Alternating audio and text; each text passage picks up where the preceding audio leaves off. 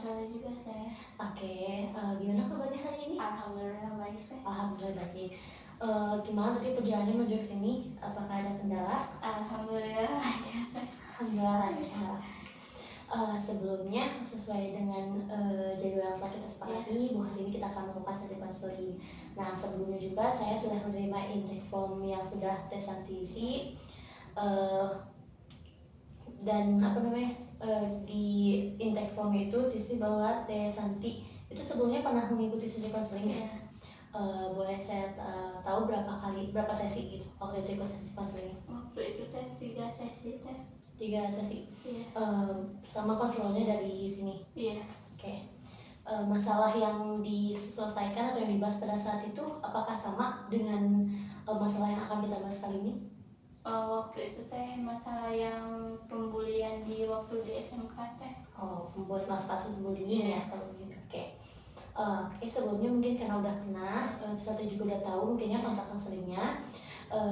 Dan saya juga mohon izin merekam sesi konseling kita kali ini sesuai dengan aturan juga dalam konseling bahwa masalah ini tidak akan diketahui oleh siapapun, dimanapun akan diketahui oleh pihak itu pun atas persetujuan Teh Santi. Oke. Kemarin saya baca gitu saat di intake form bahwa Teh Santi itu memiliki masalah tekanan di kampus. Nah, boleh Teh Santi ceritakan atau jelaskan seperti apa masalah yang ada di kampus itu, merasa tertekan seperti apa gitu? Jadi gini ya teh, dari semester 1 tuh kayak teman kelas tuh kayak tanggapan aku ya teh, bukannya Santi suujon apa gimana ya, tapi kayak ngerasa teman Santi tuh kayak nganggap aku teh kayak orang bodoh teh. Terus ada ya teman aku yang cerita ke itu ya teh, ke bibi kantin yang ke-1 ya, bahwa kalau lagi kalau lagi UAS ya teh ngerjain soal kayak jadi bilangnya teh gini, kalau soalnya ini jawabannya yang mana. Terus itu teh kayak nyebar gitu ya teh, pembicaraan itu teh ke kayak hampir ke semua PGSD sampai kelas B juga tahu teh. Nah dari situ kan aku teh kayak malu ya teh kalau kampus juga. Waktu itu kan Santi juga ikut PMB-an ya, terus sama Pak Tommy ya. Nah waktu itu kan aku juga nggak tahu ya kalau Pak Tommy udah berkeluarga ya. Terus aku juga kan waktu itu kayak iseng-iseng doang ya ikut PMB-an sambil kayak belajar up di depan ya teh. Nah terus kayak pengen belajar ya teh, kan kalau kuliah di jurusan guru mah pasti kedepannya bakal kayak bicara ya tadi di depan. Nah ya, terus Santi juga kayak pengen belajar dari sekarang ya teh, dari kemarin. Nah waktu itu kebetulan supirnya tuh istrinya suaminya bilangnya diangkatin ke 1 ya teh. Terus dia bilang katanya kalau aku ikut PMB sama Pak Tommy itu kayak bahwa aku teh suka sama Pak Tommy, padahal emang enggak ya teh, ikut PMB juga. Bahkan mahasiswa yang lain juga dari teknik juga ada ya teh waktu itu teh. Tapi kayak udah nyebar ke, kayak katanya ada yang bilang ke aku ya teh udah nyebar ke PMB. Udah nyebar dari situ kan aku udah berhenti ya teh, berhenti buat sosialisasi ke SMK. Nah dari situ ya kayak kayak teman Santi tuh kayak kalau di kelas juga kayak apa namanya tuh, Tarik nafas, relax, tenang, apa? kalau di kelas juga kan teman juga kayak apa ya, eh kayak nggak pada suka ya sama Santi. Terus kata aku kayak masalahnya apa ya teh, sampai teman kelas juga nggak suka sama aku ya teh. Dari situ kan aku mau keluar juga kan udah saya ya terlanjur udah biaya, kayak udah masuk biaya. Terus dari situ kan kok kata aku cek pop kayak gini, aku lihat tuh kayak apa ya, kayak bener-bener sendiri gitu teh kalau kuliah juga. Oke, tenang, tarik nafas. Relax dulu. Kalau lihat, kalau kan sendiri juga punya temannya teh yang udah kerja. Tenang. Tarik nafas, relax, tenang. Kalau aku juga pernah cerita ya,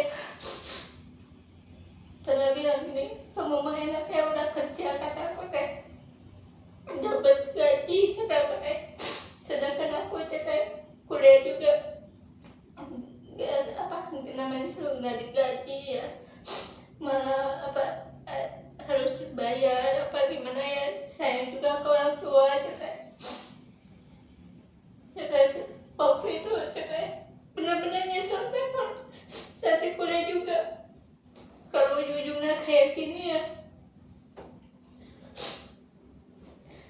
Terus waktu itu juga aku saya nyari kerja ya pas sebelum masuk kuliah. Tapi ya gak ada yang nerima ya teh, semuanya harus lulusan minimal D3 atau S1 ya teh. Waktu itu teh orang tua satu teh nyuruh aku kuliah, terus aku mau masuk kuliah, masuk ke sini. Terus kata aku teh sebelum masuk, kata aku teh aku bakal selesai kayak kuliah, kata aku teh. Terus waktu itu sempat berpikir gini, nggak apa-apa lah sih teh, nanti juga di pertengahan juga apa mau resign aja kuliah, sekarang masih kuliah dulu sambil nyari kerja ya teh. Tapi pas udah di pertengahan kayak kalau keluar saya udah masuk biaya ya teh. Tapi kalau nggak keluar gimana ya, kayak kakunya tuh kayak udah kayak bener-bener capek gitu teh. Jadi di semua tadi barusan yang diceritain sama Santi, bahwa Santi itu merasa menyesal, ada penyesalan sudah kuliah, terus merasa selalu sendiri, dijauhi oleh orang lain. Oke, apakah dari semua permasalahan yang tadi disebut sama Teh Santi, di saat apa gitu Teh Santi itu merasa bahwa Teh Santi itu benar-benar dijauhi dan sendiri? Kalau lagi di posisi apa, bahwa Teh Santi itu merasa kayak emang bener-bener aku tuh sendiri, gak punya teman, itu tuh pasti saat apa gitu?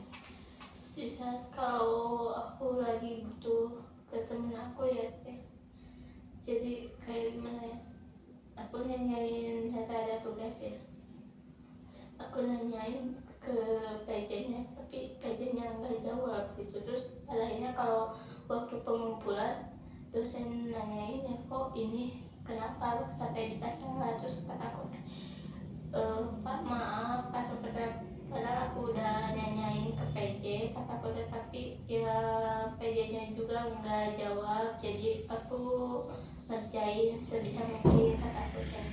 Terus pas habis beres matkul, kata PJ-nya tuh bilang gini, masalah gitu juga nya, sampai bilang-bilang ke dosen katanya. Terus aku juga kan bingung ya teh, dosennya udah nanya gitu ya, terus aku juga bingung harus jawab apa gitu.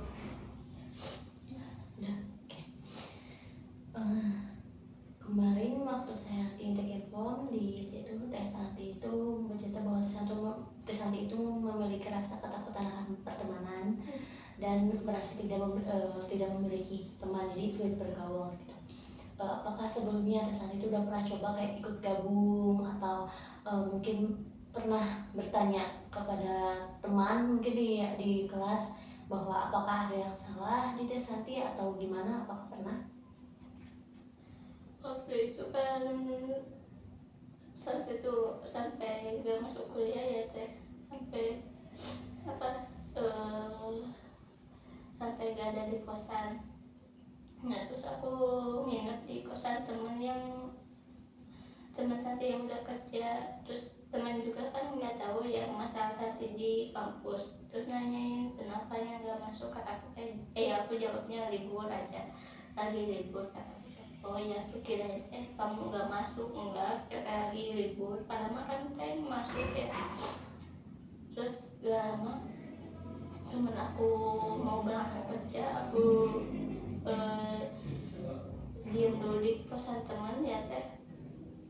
Terus teman kelas nanya kemana yang udah masuk, kata aku teh buat apa masuk ya teh kalau ujung-ujungnya ya kayak gini, kata aku teh. Terus kayak apa ya, kata aku udah setelah aku juga kuliah juga gak tahu teh harus kayak gimana, kata aku teh kalau kayak gini juga kan aku masih capek, kata aku teh. Apalagi kan teman-temannya juga nggak pada suka sama aku ya. Kalau emang aku juga pernah bilang ke temannya, teman kelas, kalau misalnya aku ada salah ya udah aku maaf. Kalau apa ya namanya, kalau kayak gini terus kan aku juga gak kuat, aku juga kayak benar-benar capek ya gitu ya. Bukan masalah, kata aku bayangin aja ya sama kamu, ke teman apa ya, bayangin aja sama kamu ya di kuliahan emang capek, apalagi di kelas tambah banyak tekanan yang kamu rasain gimana, kata aku teh pasti kamu juga pernah ngerasain kayak aku, kata aku teh. Kalau aku mah ya kalau nggak peduli sama perkuliahan juga, dari kemarin juga udah keluar gitu ya teh, udah keluar, tapi aku berpikir lagi yang udah ngebiayain aku, kata aku teh. Oke, itu tuh rasa tekanannya itu sangat-sangat menekan. Terus bisa gak lebih spesifik tekanan yang dirasakan yang dimaksud oleh Teh Santi itu seperti apa? Kalau tekanan tuh kayak capek ya, capek gitu ya kerja, apalagi kan semakin naik semester tuh kayak lebih kayak lebih berat ya. Terus aku kayak pernah lihat di TikTok ya teh, ada mahasiswa yang bunuh diri ya.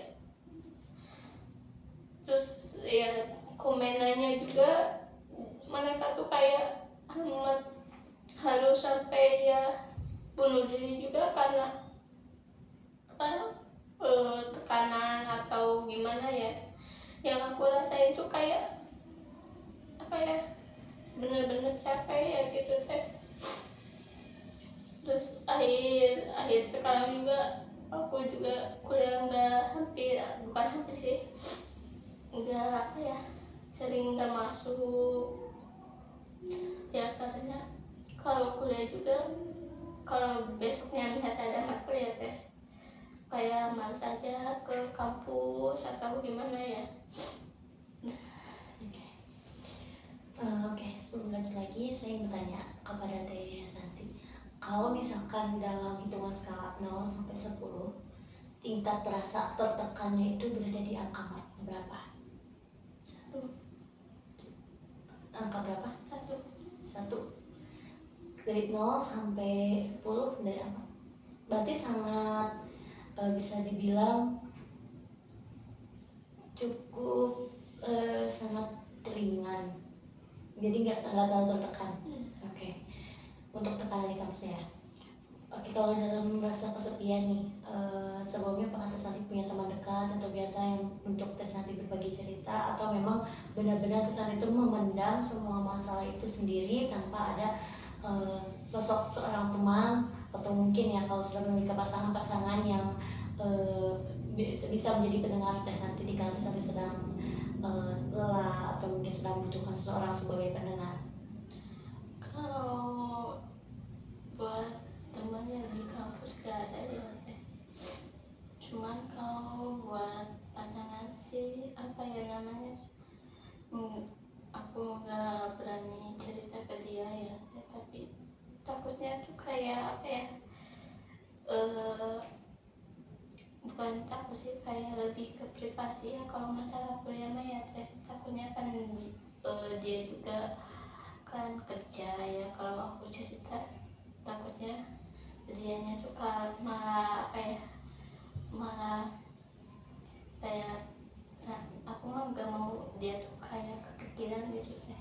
Jadi ya udah aja, dipendam aja. Oke, dipendam sendiri ya. Menurut Teh Santi, ketika Teh Santi memendam semua masalah itu sendiri, apakah apa gitu yang dirasakan, atau apa akan terus-terusan seperti itu? Kalau masalah memendam ya teh, kalau akunya udah capek apa gimana ya teh, suka melampiasin ke barang sih. Barang. Ya, kalau ternyata ada barang atau ada gelas suka dibanting gitu, buat apa ya, buat ngelampiasin. Oke. Jadi suka melempar barang ketika sedang emosi gitu ya. Jadi cara untuk melepaskan emosinya itu dengan membanting atau ya membanting barang-barang.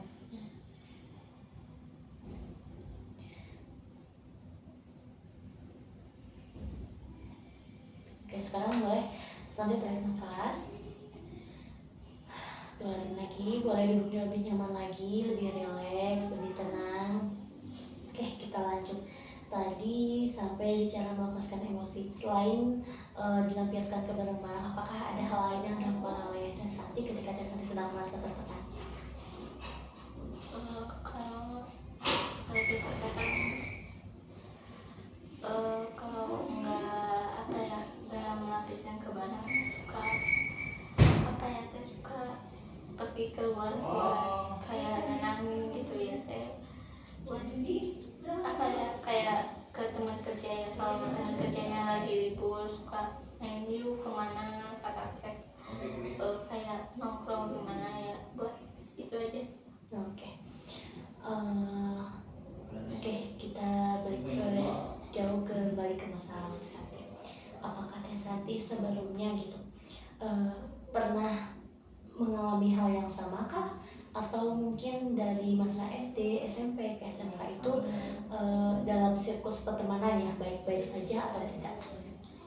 Kalau dari SD sama diikuti terus ya teh, SMP juga sama. Kalau yang pembulian yang lebih parah tuh waktu di SMK. Oke. Jadi memang dari SD, jenjang sekolah SD, SMP bahkan sampai sekarang mungkin ya Teh Santi itu eh, tidak pernah bergaul dengan banyak teman karena mungkin selalu merasa didiskriminasi. Oke, sebelumnya Teh Santi pernah nggak kayak bukan berpikir, lebih eh, merasa atau merasakan gitu dalam diri kayak apa yang salah, atau mungkin Teh Santi tahu gitu kayak yang kurang dari diri Teh Santi itu apa? Kalau yang kurang sih dari segi matematika ya teh, aku juga kalau matematika kayak kurang paham ya teh. Tapi kalau itu juga bisa, kalau masalah matematika bisa nanyain ya, atau ke dosen atau ke guru kalau waktu SMK. Kalau udah Oke. Bolehkah saya bertanya, kalau misalkan menurut Teh Santi, misalkan gitu, Teh Santi itu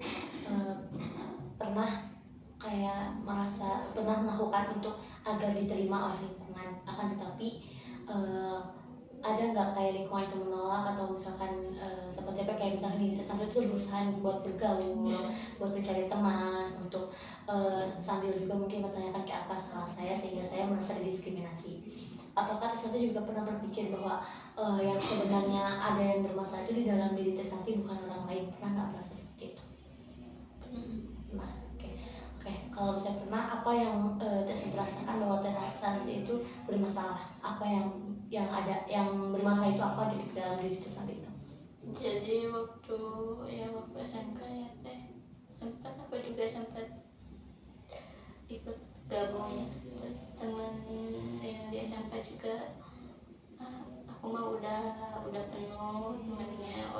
Aku jawab, oh ya udah, gak apa-apa kata aku teh. Terus ya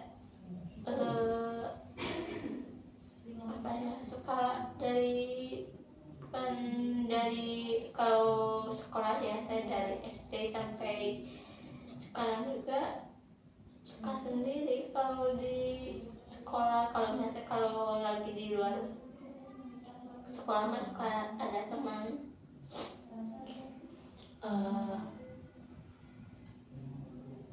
Bisa saya minta tolong sama Tesantri untuk memejamkan matanya, terus tarik nafas dalam-dalam, terus buang, tarik nafas lagi lebih panjang lagi, buang. Oke. Bisa masih tetap dalam memejamkan mata. Oke. Bisa lebih relax lagi duduknya, mau bersantai juga tidak apa-apa. Oke. Tarik nafas lagi, buang. Bayangkan Tesantri berada di tempat yang membuat Tesantri itu merasa nyaman. Tarik nafas lagi, buang. Oke, saya akan bertanya, mungkin pertanyaannya akan sedikit aneh. Boleh Tesantri bayangkan, selepas pulang dari sesi konseling ini, Tesantri tertidur. Dalam tertidur, ketika Tesantri terbangun, ada sebuah keajaiban bahwa permasalahan yang kita bahas pada kali ini, masalah itu sirna atau selesai, hilang. Ketika Tesantri bangun pagi, semua itu lebih lekas membaik dan Tesantri mempunyai banyak teman. Adakah apa yang Tesantri rasakan ketika bangun tidur itu?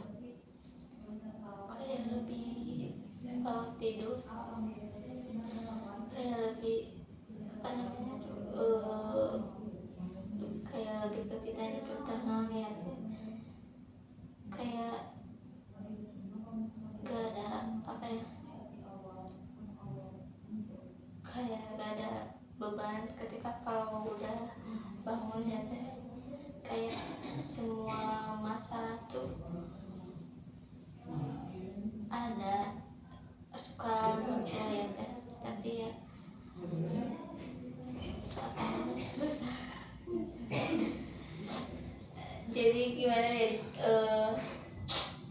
kayak kalau tidur ya, jadi kayak apa ya, kalau sebelum tidur ya suka bayangin kalau enak ya ternyata kalau di kampus punya teman, atau ya punya teman buat ngobrol apa gimana ya.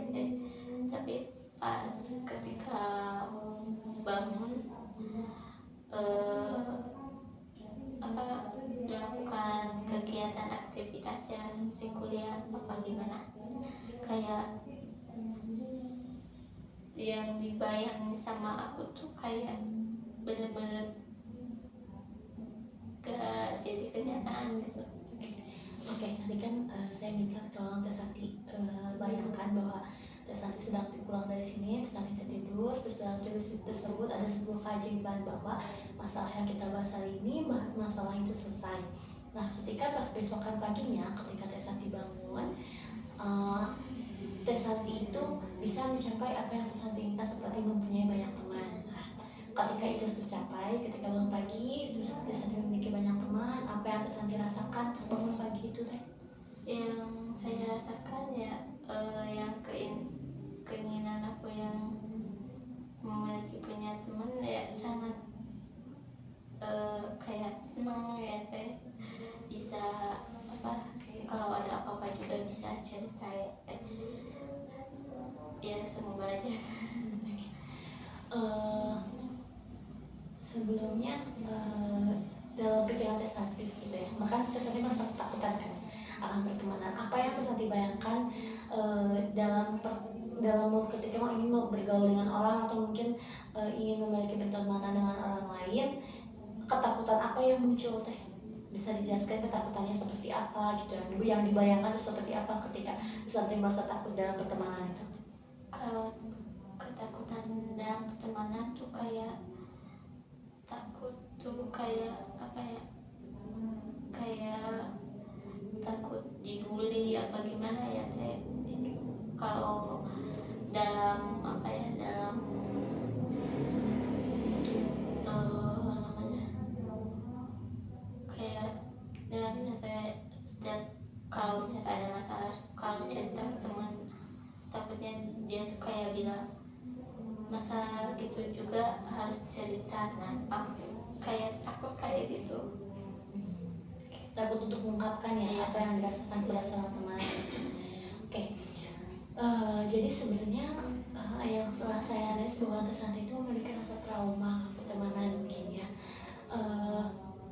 Jika misalkan gitu Teh Santi memiliki banyak teman, apa yang Teh Santi rasakan? Banyak banget nih teman nih di kampus, apa nih yang Teh Santi rasakan? Kayak senang, bahagia kalau memiliki punya teman. Banyak teman, Iya. oke. Merasa bahagia, jadi tidak Iya. akan merasa kesepian ya. Di sini ketika saya ingin meminta tolong pada Teh Santi, bayangkan ya, jika Teh Santi sedang berada di kelas, kemudian teman-teman kelas Teh Santi itu mendekati Teh Santi, terus ingin berteman dengan Teh Santi, apa yang Teh Santi akan katakan kepada mereka? Kalau aku buat ngucapin ya terima kasih udah mau berteman sama aku, udah mau kayak buat apa ya, kayak lebih kayak ngajakin bergabung ya, buat apa-apa. Ya saya kalau ada tugas suka ngerjain bareng-bareng saya juga sangat berterima kasih. Sekarang boleh tarik nafas lagi, buang, tarik nafas lagi, buang. Boleh sambil memejamkan mata. Jika saya belum menyuruh buka, jangan buka dulu matanya. Tarik nafas lagi, buang, tarik nafas lagi, buang. Oke. Sekarang bayangkan bahwa Teh Santi sedang duduk di dalam kelas di sebuah pembelajaran ya, sedang belajar di kelas, terus kemudian semua teman-teman yang berada di kelas itu sangat baik kepada Santi, ingin berteman dengan Santi, ingin mengobrol dengan Santi, dan mereka itu mengajak Santi untuk selepas kelas ini kita pergi yuk, main yuk, kita makan bareng yuk. Nah bayangkan itu semua. Sambil tarik nafas, semakin nyata, semakin terasa teman-teman mengajak. Oke, nah boleh saya tanya, di situ siapa teman atau orang pertama kali yang Teh Santi bayangkan di kelas yang menghampiri Teh Santi? Yang aku bayangin itu kayak Novia tadi. Novia yang menghampiri Teh Santi pertama kali. Kemudian selanjutnya siapa lagi? Selanjutnya kayak Warti. Terus siapa lagi? Sama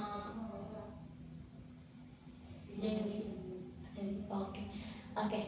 Kemudian mereka sedang bergabung dengan Teh Santi, dan kemudian ada satu orang yang selalu Teh Santi sebut bahwa dia itu tidak menyukai Teh Santi. Orang itu mendekat dan kemudian dia ingin berteman dengan Teh Santi dan meminta maaf kepada Teh Santi. Kemudian dia bilang, Santi, maafkan saya yang pernah berbuat tidak baik kepada Santi. Apakah Santi ingin memaafkan saya? Saya ingin memaafkan. Oke. Apa yang ingin Santi katakan kepada teman itu?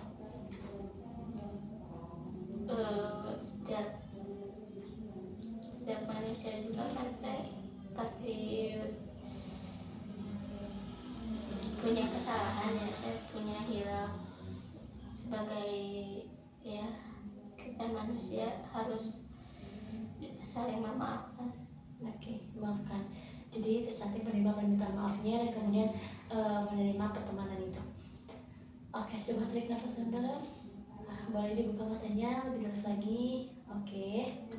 Apa yang tadi Santi lakukan itu merupakan sebuah teknik agar Santi merasa melepaskan apa yang Santi rasakan. Santi tidak perlu merasa sendiri, mungkin di luar sana juga mungkin banyak yang seperti Santi akan, tetapi mereka tidak pernah merasa kesepian. Oke. Santi juga bilang kan bahwa di masa yang akan dibahas itu Santi menyebutkan nama satu orang yang mungkin sangat-sangat berpengaruh. Nah, namanya itu Taiza. Ya.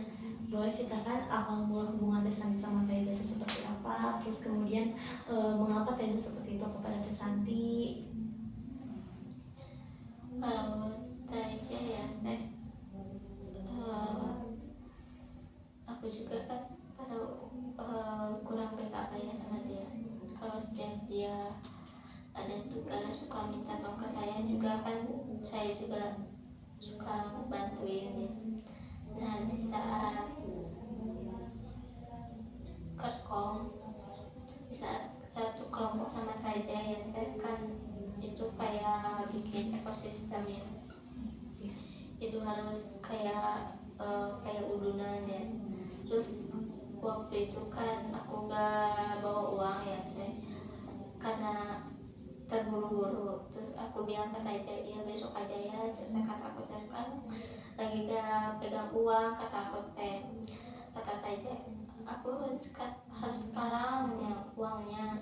Terus aku juga gak berani pinjam ke teman kelas ya teh, karena ya takutnya tuh kayak apa, takut ngerepotin apa gimana. Ya udah kata aku teh, nanti sore tuh kata aku teh kalau pulang dulu nanti aku bawa uangnya. Terus kata Taiza, iya sok aku tunggu katanya. Terus sampai Taiza bilang, lain kali jangan sekelompok sama aku ya. Terus aku jawab, kenapa, nggak apa-apa, orang lain juga pada nggak mau sama kamu. Ya udah nggak apa-apa sekarang.